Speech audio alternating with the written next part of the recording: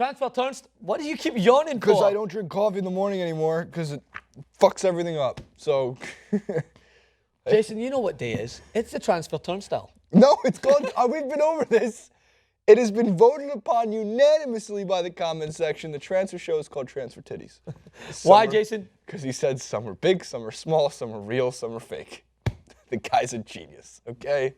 I'm done. There's no way. It's genius. It is so much better than the transfer merry-go-round, or whatever the hell you want to call it.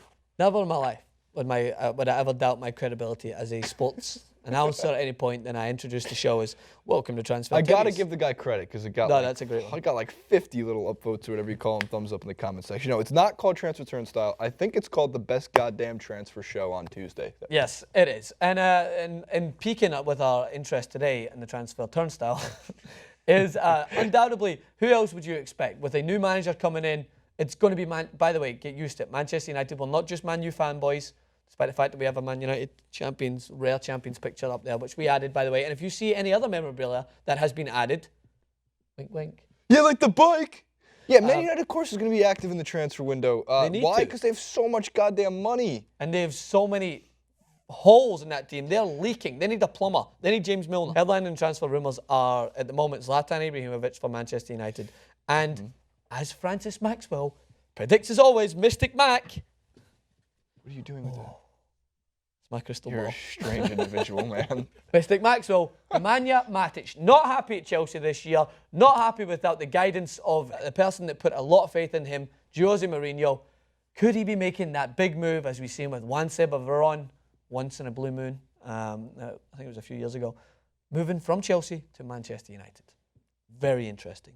Very interesting. Well, it is very interesting. But why, Francis? Is that a hole that Manchester United could use? Is he a piece that can fill a hole that Manchester United needs? Or for some reason, the phrase I've been seeing in all transfer news has been trying to put a square peg in a round hole. That's been used so many times with every Pogba to Chelsea. Well, that kind of seems like a square peg round hole situation. Back to the point. Matic to Manchester United. Why and when and how much? Why? They need a consistent holding midfielder that will, simply put, only want to do that role. Schneiderlin almost is like that one guy who, the goalkeeper that you allow to come and play outfield once in a while, and he just goes mental and loves it. Not saying that Schneiderlin's not a good player, but he loves the ability to roam freely, and at times will leave the defensive midfield slot exposed. That's why when you play Schneiderlin in there, the only way he really works is if he's with a Schweinsteiger, who will sit a little bit deeper, or if it's with a Carrick. But then again, Carrick's not good enough. I've said this anymore. And by the way, comment section, what is going on with you football fans are just accepting being mediocre? Like the comment section on the Man City and Liverpool clip, oh my God, Sagner's been fantastic. Dejan Lovren's had a great second half of the season. Where did you finish? Jesus Christ. Why are you accepting being mediocre, man? What has gotten into you? I'm a Celtic fan. I'm being fed mediocre. I'm getting fed a Lee Griffith, who's good. We're getting fed a Chris Commons when I used to have Henrik Larsson.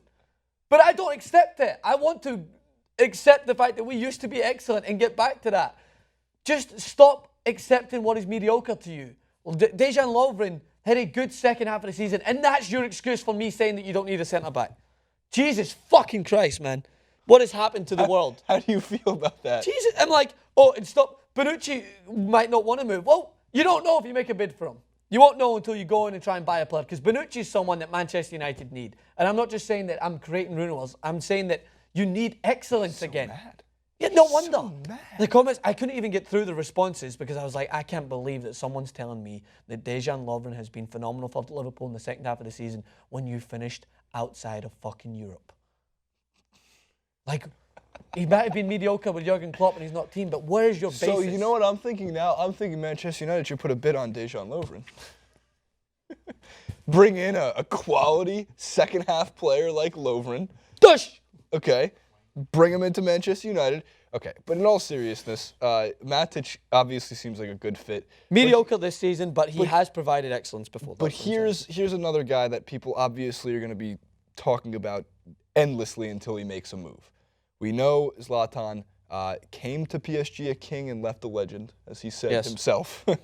Does Zlatan want to play for the Manchester Zlatans of United? Or Zlatan's United, I should say. Or does he pack it up and go somewhere outside the Premier League. And we kind of did the Clippy when this season started, and it was a bad idea. It was, is Zlatan past his prime? And PSG went on to absolutely demolish the Ligue 1 table.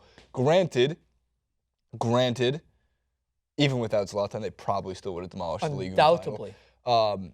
Is this the player that they can put up top to really finish goals for them at 34 years old? That's the only thing I can think of. I feel like you're asking me, does he fix Manchester United's problems? No, one player is not going to fix any problem. But will he aid into maybe drawing in more talent if they sign him first? Luis Suarez at Manchester United turns them world class. Higuain at Manchester United has the ability to turn them world class.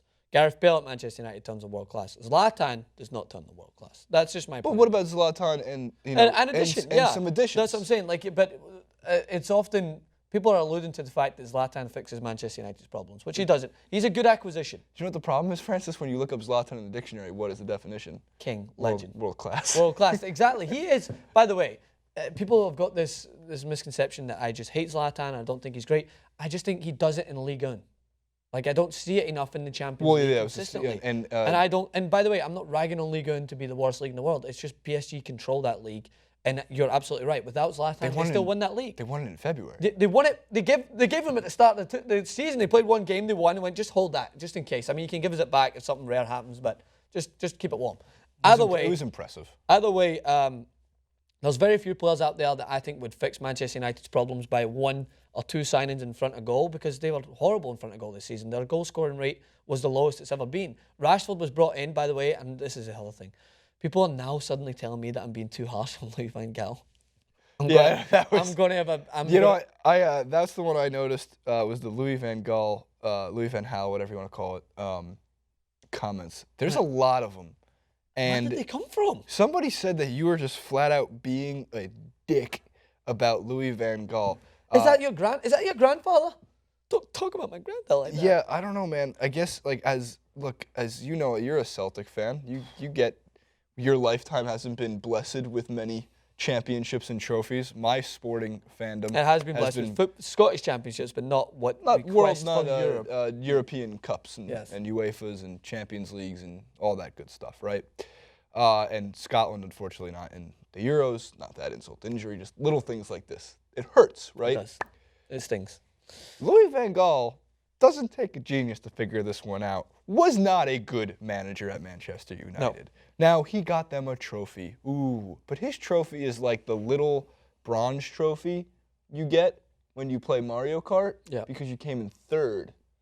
You want the big trophy. The silver one will be like the Premier League, and the, what do you call it? The big one would be like the Champions League. Get the analogy here? I absolutely get it. Yeah. So you take home the little cup. You enjoy that cup. But that's not what, I mean, look, it doesn't, like, I've read about Manchester United for a long time, or at least been reading up on Manchester United, watching their history, and there's a lot of success. The last 3-4 years, two of which being under Van Gaal, not successful. Nope.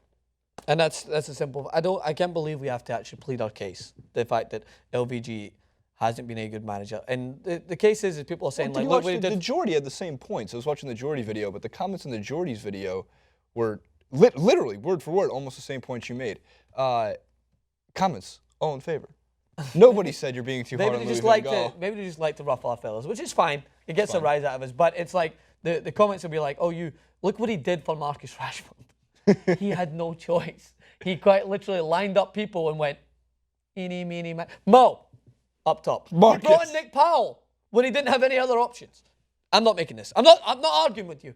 You're getting a rise at me, but I'm not arguing. Anyway, the transfer rumours, yes. And then to move to the other side of Manchester, which is the only other transfer rumour I'll see, by the way, because the rumours will come in hard and fast, but after the Euros, that's when deals will be done. No one really wants to make a move when they're trying to focus on their national team at the moment. That makes sense. Gundogan, someone who can, because he's not playing on the Euros, to Manchester City. Not officially, but there is obviously speculation. It's a good Great signing. Not surprised. Pep Guardiola has watched him closely because he's played against him for the full season, and he understands that he can be transcendent, and he's a very similar fit to what Matic would be to Manchester United. Quality player.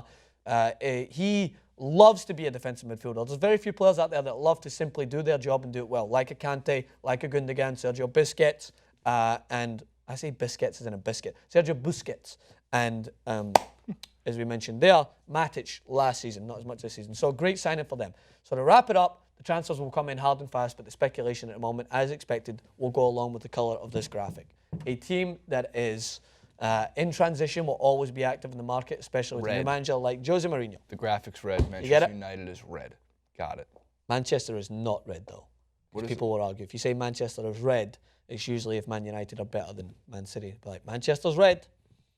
Historically, Manchester's red. Yes. Comment below. Current time, Manchester's blue. Currently. And it's harsh for me to admit it.